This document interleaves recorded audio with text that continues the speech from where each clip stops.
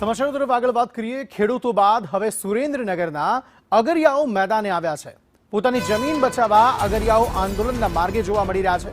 પાટડીના ખારાઘોડાના રણ વિસ્તારને બચાવવાની માંગ થઈ રહી છે। 5000 એકર જમીન ખાનગી કંપનીને આપી દેવાનો કારસો ઘડાયો છે।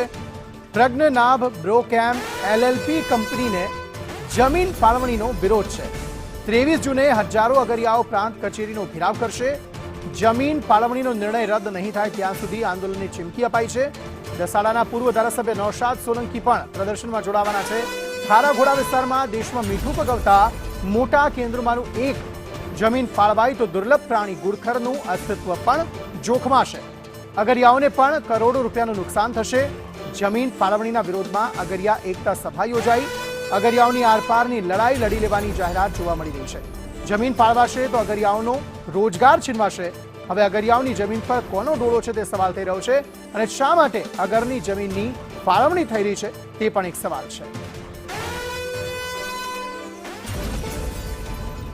શું તંત્રને અગરિયાઓની રોજગારી છીનવવામાં રસ છે? શું વહીવટી તંત્ર ખાનગી કંપનીને ફાયદો કરાવી રહી છે? ખાનગી કંપનીના લાભ માટે અગરિયાઓના પેટે પાટું કેમ? દુર્લભ પ્રાણી ગુડખરના અસ્તિત્વ પર શિકાર કેમ તે સવાલ થઈ રહ્યો છે। આખરે કોના ઇશારે આ જમીન ફાળવણી થઈ રહી છે તે પણ સવાલ થઈ રહ્યો છે। ખાનગી કંપની માટે અગરિયાઓની જ જમીન કેમ ફાળવવામાં આવી રહી છે તે પણ સવાલ છે। આ સમગ્ર રણનો સોદો કરી અને અગરિયાઓના પેટ ઉપર લાત મારવાનું જે કામ કરવામાં આવી રહ્યું છે ત્યારે અગર બચાવો અગરિયા બચાવોના નારા સાથે આજે એકતા સભાનું આયોજન થયું હતું। ખૂબ મોટી સંખ્યાની અંદર અગરિયાઓ એકઠા થયા હતા। જે પ્રકારે 5000 એકર જમીન અને હિન્દુસ્તાન સોલ્ટનો પ્લાન્ટ એ ખાનગી કંપનીને માત્ર કોડીના ભાવે એ જે 5 વર્ષ માટે આ અગરિયાઓને લૂંટવા માટે 5 વર્ષ માટે આ સમગ્ર રણને લૂંટવા માટે જે પીળો પરવાનો આપ્યો છે એનો વિરોધ કરવા માટે અને સંપૂર્ણ રીતે આ કંપનીને અહીંથી ભગાડવા માટે અમે આગામી 23મી તારીખે 23મી જૂન અને મંગળવારે વિશાળ સંખ્યાની અંદર અમે પ્રાંત કચેરીએ જઈ ત્યાં ધરણા પ્રદર્શન કરીને અમે પ્રાંતશ્રીને આવેદનપત્ર આપીશું। તો આ મુદ્દો અત્યારે હવે જગ્યો છે કે જેમાં અગરિયાઓ જે છે તે પોતાની માંગ સાથે અડગ જોવા મળી રહ્યા છે કે આખરે ખાનગી કંપનીને આ જગ્યા આપી દેવાની જરૂર શું છે અને જો આ જગ્યા આપી દેવામાં આવશે તો અગરિયાઓની રોજગારી છીનવાઈ જશે તેવી આશંકા અહીંયા અગરિયાઓ દ્વારા સેવવામાં આવી રહી છે। નૌશાદ સોલંકી પૂર્વ ધારાસભ્ય અમારી સાથે ફોન લાઈન પર જોડાયા છે। નૌશાદભાઈ, આ સમગ્ર મામલો શું છે અને શા માટે અત્યારે આ વિરોધ કરવામાં આવી રહ્યો છે? ખાનગી કંપની જો આવી જશે તો તેનાથી શું ફરક પડવાનો છે અગરિયાઓને? આ મુદ્દાને 2 કે 3 રીતે જોવો પડે। એક તો જે સમગ્ર આ કચ્છનું નાનું રણ છે એ કચ્છના નાના રણની અંદર સદીઓથી પરંપરાથી અહીંના અગરિયાઓ અહીં ખેતી કરે છે, મીઠું પકવે છે।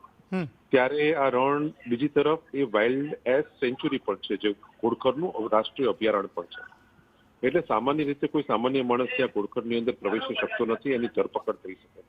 ત્યારે બીજી તરફ હિન્દુસ્તાન સોલ્ટ જે કંપની છે જે ભારત સરકારનો ઉપક્રમ છે એણે એક એવી કંપની જે 2 વર્ષ પહેલા જ બનેલી છે, જેને કોઈ ધંધાનો અનુભવ નથી, જેણે કોઈ 1 રૂપિયાનો ધંધો કર્યો નથી, એવી કંપનીને દર વર્ષે 500 થી 600 કરોડ રૂપિયા કમાવા માટે કોડીના ભાવે આ રણનો સોદો કરી દીધો છે।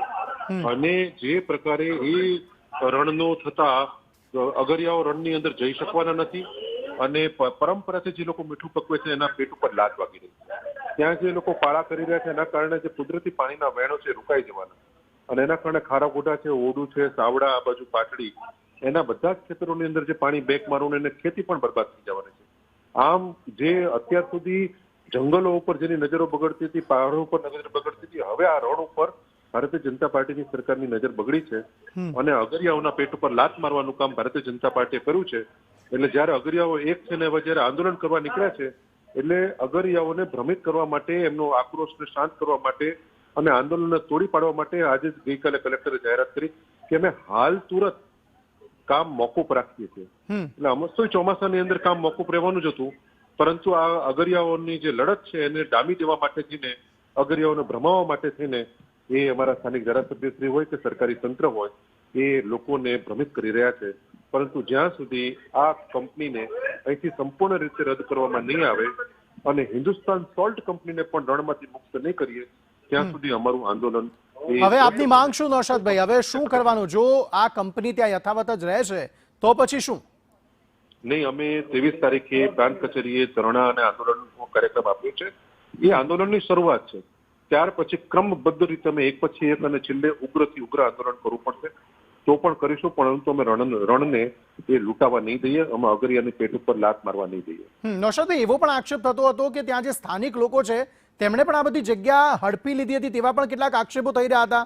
એ મામલે આપનું શું કહેવું છે?